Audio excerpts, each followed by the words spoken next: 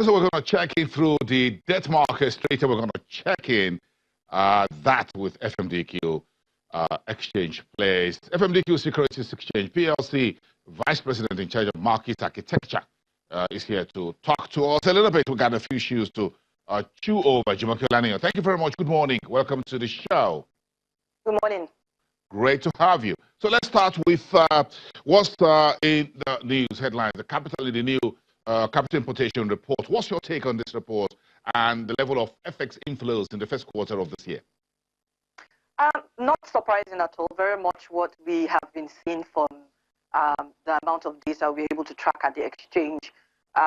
Sometime we had reported that after the elections, we had seen quite an uptick in inflows into the country, evidenced by the volume of transactions we had seen in the FX market, as well as the volume of transactions we had seen or experienced in the OTC FX futures market as well, that there was a significant uptick of transactions. So the report, obviously, from the National Bureau of Statistics, not surprising at all, about 84% of the capital importation into the country in Q1 of 2019 is foreign portfolio investors, which typically are those who would come through the FMDQ markets.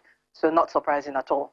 I'm sure you folks see the number. If you're taking about $7 billion into your market system, I'm sure that's a whole lot of money. The alert is going to be big like this on your platform. Well, for us, it's more importantly is that the I&E window is actually being effective in what it set out to do, giving some stability to the foreign exchange itself, and as well giving the investors the confidence to be able to come participate in our markets. So that's for us is the angle in which we look at it to say we are able to deliver on that mandate of being providing consistently the information in a transparent manner that the foreign investors are comfortable with. Yeah, I think that's one part of the conversation that's missing in the last 24 hours since this data comes out. Like, look, yes, the big size or the lion's share of the capital importation actually is into portfolio investments. But as you said, it also plays good into what we've done with the I&E window, which was created and which runs through the FMDQ Securities Exchange. It's just about 3-4 years running now. It shows how efficient that system is and how transparent it is in helping investors to have an easy entry, easy exit of their monies into Nigeria's various financial markets instruments. Absolutely, Belson. And we will continue to ensure and support all the infrastructures in that regard. We're very happy that we're seeing the results from the I&E window. So what means yes, the I&E window is working. Nice one. Yes. But take us through the recently introduced 13th-month OTC FX futures contract, which the central bank floated on your market. So absolutely. So while the I&E window is one area of how to improve, foreign portfolio investors' confidence and access to our markets, another area is for them to be able to hedge their exposures, when they are in the Nigerian financial market. As you recall, in 2016, the central bank, in collaboration with the FMDQ, introduced Naira-settled OTC FX futures. And at that time, we introduced 12 monthly OTC FX futures contracts, which means we had 12 contracts running concurrently every month. However, over the years, we continue to engage with investors to find out how this has addressed their needs. And there had been some feedback that there was a bit of a gap for the longest tenor of the contract, that we had a bit of some gap, about a 2 to 3 week gap from when one contract matures and when the next longest contract is available. So that way, it left the foreign portfolio investors exposed for those period of times. And if you look at the volumes they're doing, 3 weeks is a lot of time to be exposed. So going back to the drawing board, engaging with the central bank again, of course, we jointly agreed to introduce a 13th monthly contract, which became effective on the 26th of June. So it means going forward, every month, there will be 13 OTC FX futures contract.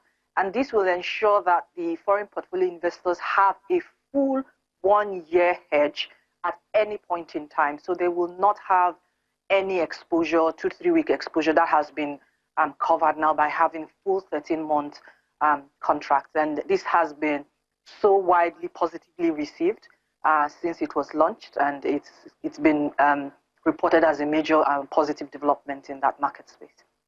Jumoke Olani, Vice President in charge of Market Architecture at FMDQ Securities Exchange PLC.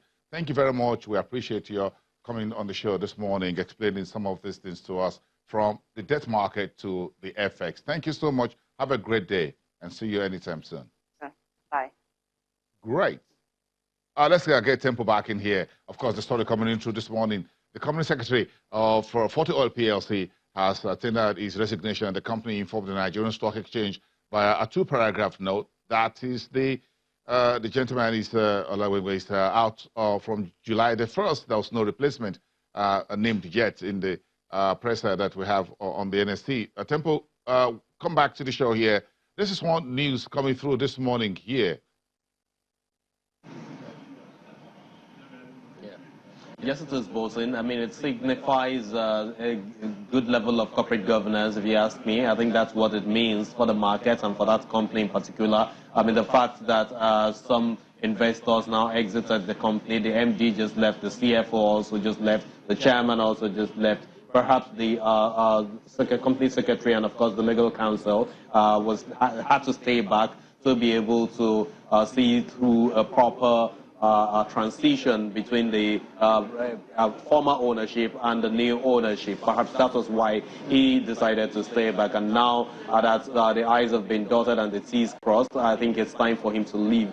Basically, that explains some kind of good level of corporate governance. That's what traders here in the market have also said. Even though we know that right now, a lot of investors are just waiting and watching to see what will become of this particular company, which is actually helps the market and a whole lot of investors in the markets here to make some good wealth. You know, what will become of it under this new ownership? That's what the sense is right now, Bosin. Yes. Okay. So this is one news in the box. It looks like so many other listed companies are coming up with 1 or 2 other news and information. What do you have on paper right now? Who is doing what? Yeah. I think MRS just released the statement to the stock exchange talking about some kind of rebranding. This is another oil and gas company that we have under the energy stocks that we track in Channels Television. And MRS is talking about the change in its dominant background from white to gray color, and that is going to now beginning to reflect on its at its filling stations across the nation, and of course on the stickers and branding packages of all its lubricants as we have. It basically talks about the change in business strategy and of course some parts of the business as it's going to be seen going forward. That's the notice that is the latest that we have now in the Nigerian Stock Exchange, Bosin. Yes, again, if you look at the stock exchange announcing yesterday suspension of 11 companies because of late filings. And of course, we are seeing some companies also still filing for full year 2018. Some are talking about board of directors meeting for this first half and Q1 of 2019. If you are listed on the market, you need to keep to the listing or post-listing requirements. Every stock exchange in the world takes that very, very serious, isn't it? Correct, Bosin. I mean, it's something that the stock exchange, as a quasi-regulator, has been waiting for from these 11 companies, and it has never come. It hasn't come through. Quite a number of companies on that list. Corn Oil is there. I mean, they have actually had these, I think, a couple of times now. So basically, I'm sure that these companies will be on their toes right now, and they're trying to also get these transparency obligations, met and of course delivered to the stock exchange going forward. Yes, I'm sure from today those 11 companies will start turning in their earnings just to get off this regulatory slap on the wrist, as it were, in the manner of speaking. But let's leave it there for today. Thank you so much, Tempo. Thank you everyone for watching. Goodbye from Lagos. I'll see you again tomorrow.